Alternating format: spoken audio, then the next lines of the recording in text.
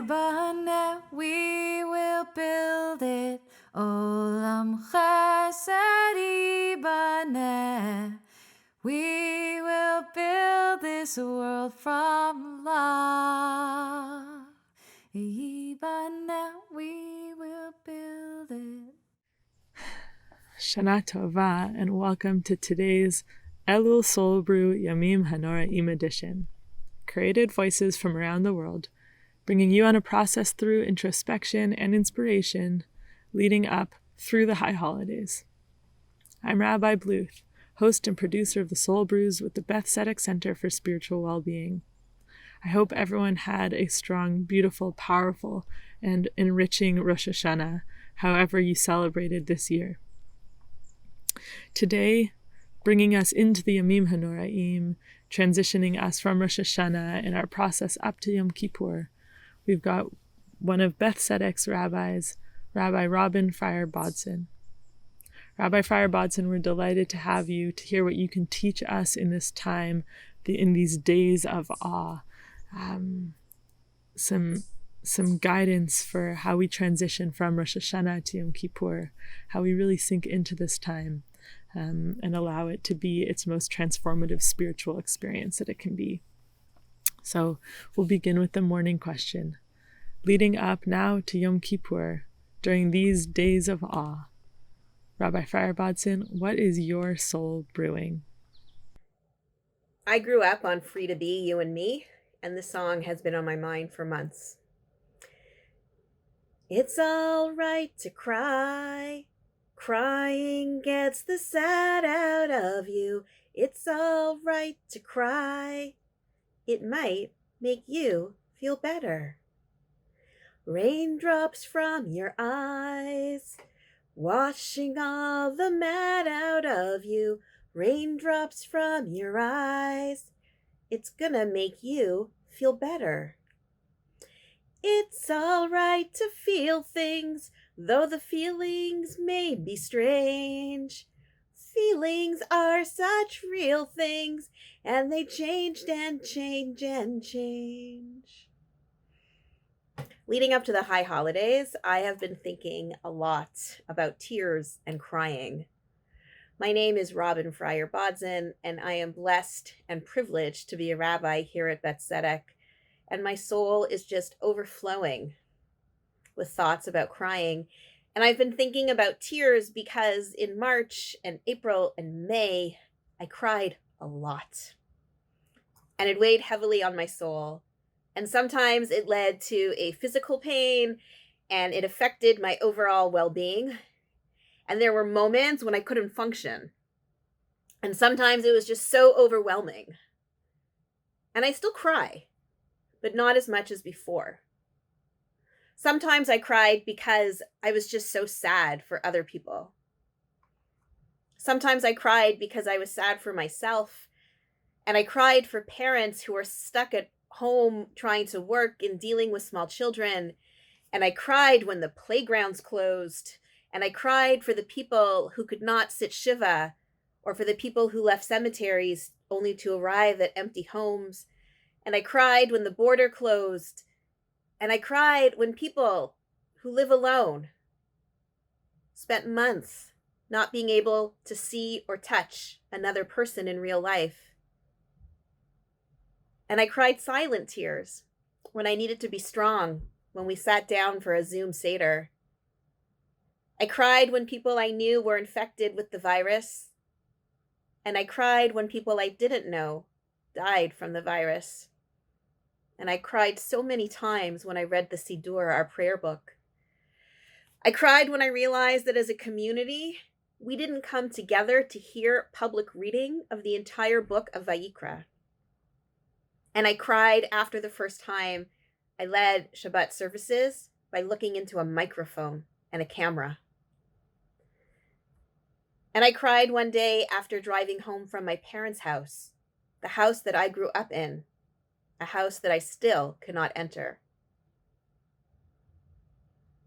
But I also cried a lot of happy tears. Tears of surprise. After seeing so much chesed and so much loving kindness and so many blessings in the world, I cried when countless people left me WhatsApp happy birthday video messages.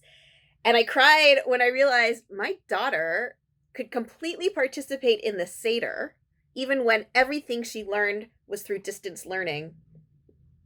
And there were a number of nights when I had to get off my exercise equipment because I was watching Some Good News on YouTube, and I was watching graduations and proms and the cast of Hamilton surprising people. And I was crying from seeing the good in the world.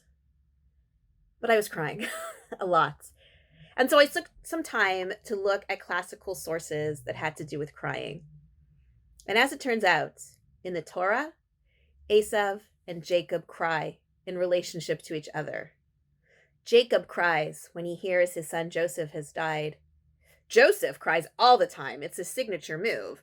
He has a lot of trouble controlling his emotions. The children of Israel cry when they are enslaved. The Egyptians cry when the firstborns are killed. The Israelites cry in kvetch throughout their trek in the wilderness.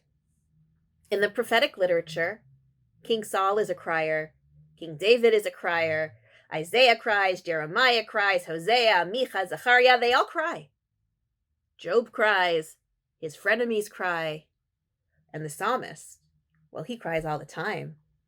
He writes things like, I am weary with my groaning. Every night I flood my bed. I drench my couch with my tears. Or, the Lord has heard the voice of my weeping. Or from Psalm 30, which we recite so often, you turned my wailing into dancing. You removed my sackcloth and clothed me with joy. Or, hear my prayer, Lord. Don't be silent at my tears. Or, by the rivers of Babylon, there we sat down. Yes, we wept when we remembered Zion. The author of Lamentation cries, my eyes do fail with tears. My heart is troubled. My liver is poured on the earth because of the destruction.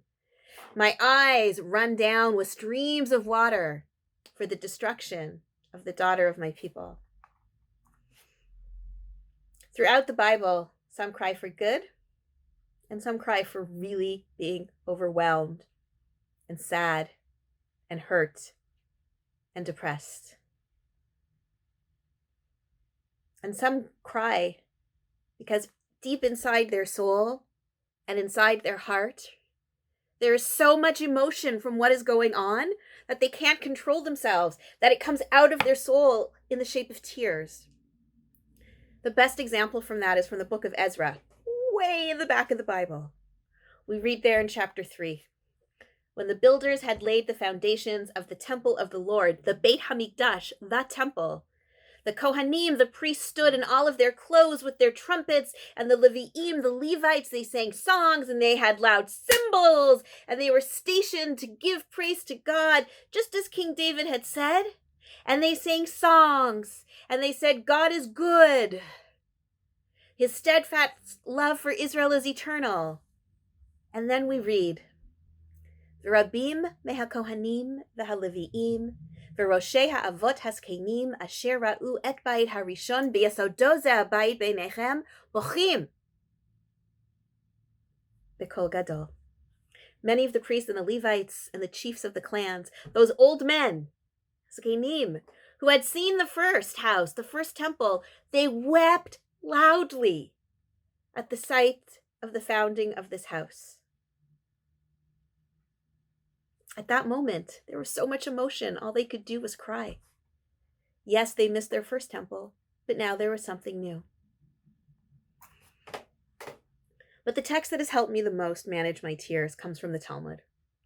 We read in Chagiga, HaKadosh Baruch Hu boche aleihem b'chol yom, al she'efshar la'asok b'torah ve'eno osek, ve'al she'efshar la'asok b'torah ve'osek. That God cries every day for these two types of people. For one who is able to engage in Torah study and does not engage in it, and for one who is unable to engage in Torah study, and nevertheless, he does endeavor and he does engage in it. There's a few lessons there. One is, God cries too. And God cries for those who can't, and for those who we probably thought couldn't and actually do. I've been shedding both of those sorts of tears. For those that can't anymore, whatever can't is that they can't do, and for those who I am amazed by what they are able to do. If we are supposed to live in God's image, then by crying for what challenges us and saddens us, as well as for what surprises us and amazes us, by seeing all of the imagination and the innovation of this past year,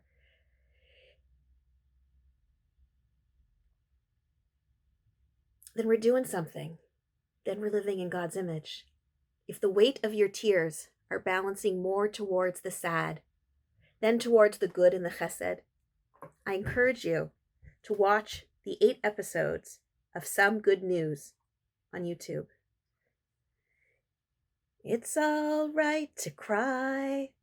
Crying gets the sad out of you. It's all right to cry. It might make you feel better. I'm Rabbi Robyn Fryer Bodzin from Bet Tzedek, and I wish you a Shana Tova, a year of health, strength, love, blessing, and the reminder that it's all right to cry. It might even make you feel better. We will build this world from love.